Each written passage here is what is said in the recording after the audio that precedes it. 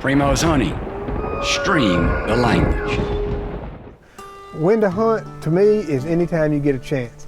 Because for many of us, you don't have weekends to hunt, and we can't change the weather. The weather is what it is, and the conditions are what they are. So we definitely got a better chance of being out there and being successful in the woods and sitting at the house. If I only had one or two good spots to hunt and the wind was wrong, I personally would rather forfeit that hunt that afternoon than go in there and mess that stand up, because you work hard, you have one time a year and pretty much a small window, whatever that good spot is, to be successful. And if you educate those deer, they're gone. They're gonna do something different if you're trying to hunt a mature deer. You know, the moon plays a factor, the weather. Probably the thing I try to stay away from or not hunt the most is when it's low pressure and it's warm, humidity's high. You know, the deer don't like to move. They're miserable just like we are. If I walk outside and it's miserable out there and it's just hot and yucky, the deer feel the same way. A lot of times they got their winter coat, so their movement is extremely suppressed.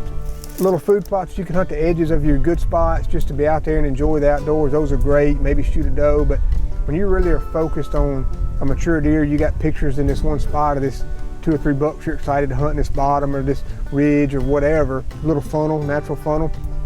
Wait till those conditions are right. I'd rather hunt a good spot 1 or 2 times than try to force it, and because after you've been there 8, 10, 12 times, and unless the rut's fixing to start and those deer get on their feet, those little local deer that live there, they know what's going on, they're done. That's how I feel about it. So moon phases, you know, definitely I don't want to sit here and tell you that they're, you know, being a tree at 10 to 2 on a full moon.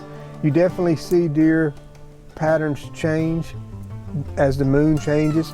It's pretty common. It does affect them. Always afternoon hunting is my favorite.